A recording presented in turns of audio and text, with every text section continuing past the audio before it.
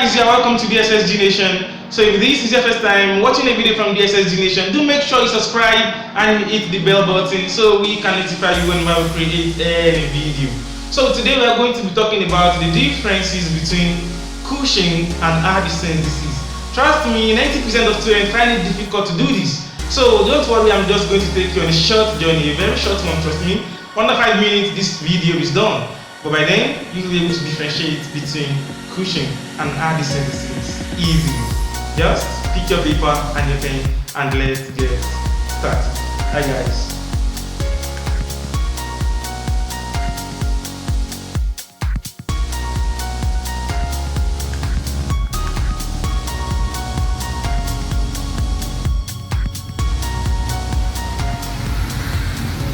Yeah, welcome back. Now, to do this, put this at the back of your mind. Everything you have to do is based on alphabets. So you have to do this alphabetically. Now, I'm going to bring the table right here. So tell me, between Addison and Cushing's disease, which one comes first? Using your alphabetic order. Simple, it is A. So your Addison will be at this side. So you write Addison disease. So this is for Addison. And then you bring that to the table to tabulate. So, and here you are going to have your C, Cushing. So this is Cushing Syndrome, Cushing disease. Now after that, I want you to think about the electrolytes within the body, the major ones, which talk about calcium, potassium, and sodium. But in Cushing and Addison's, we have one more factor to consider, and that is the glucose. So you start listing them alphabetically. So here you give it calcemia. So you start from what? From C. So same thing here. You have calcemia. This is talking about the calcium in blood. The calcium in blood. So after C you have what? You have a G, and that is glycemia. Glycemia.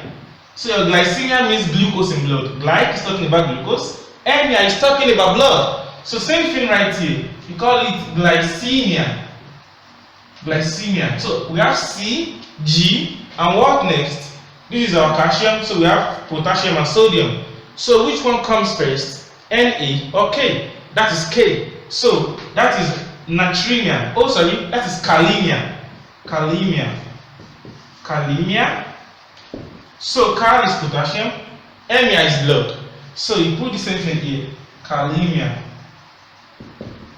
And finally, your natremia. Natremia. So same thing right here. Natremia. Now, the last thing you are going to put is just right here. We call it tension. Tension. So, tension. So the same thing here. Tension. That is a T. Now, if you take a careful look at this, you realize we have what? Calcium in blood, you see. After then alphabetically you have a G, glycemia. The next one is K, kalemia. And the last one is natremia. So here you have tension. So now, after establishing this, the next thing I want you to put in your mind is hyper and hypo. So let's keep that here. You have your hyper and your what? And your hypo. Now, I'm using alphabets. Now, using alphabets, hyper comes first before hypo. H is the same thing with A, Y is the same thing with Y, P is the same thing with P, but E comes first before the O. So you start subbing in your hyper and hypo. So that means you start with what? With hyper. So here you will have hypercalcemia. But here we have hypoglycemia. So here you have hyper again, hyperkalemia, and then here you have hyponatremia. So when you reach tension, tension means something that can increase pressure. Tension itself means pressure rather. So whenever your pressure is increased, you always get scolded, as in you almost feel afraid. Now, just to remember this, you put like something surprising.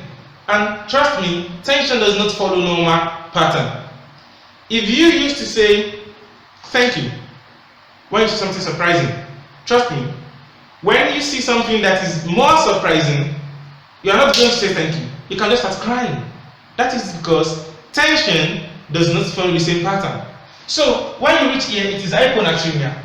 Instead to put hypertension here, then you remember that doesn't follow the normal pattern, so you put hyper again, so making hypotension. So same thing for this side. You come with your hypo, so hypo. So after hypo, you have your hyper. After then you have your hypo. Same thing here, hyper. And then remember your so put what? Put same thing there. It follows the same pattern. And these are the differences between your what? Between your Cushing and Addison disease. I want to believe that you all get this easily. So let me just give a quick recap and let's stop this video right here. So for Addison, the person is going to survive pathophysiology. But remember, the first thing to do is to put Addison at the first end of the table and Cushing because we have A before C. Then you bring in your value, your calcium, then G, glycemia, kalemia, N, natremia, then T, tension. So same thing to the other side, and after doing that, you prioritize the hyper over the hypo because E comes first before the O. So you start putting hyper,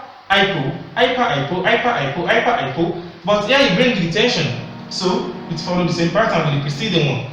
So that is hyper, and that is hyper, here hypo, here hypo. So that means we've come to the end of this video.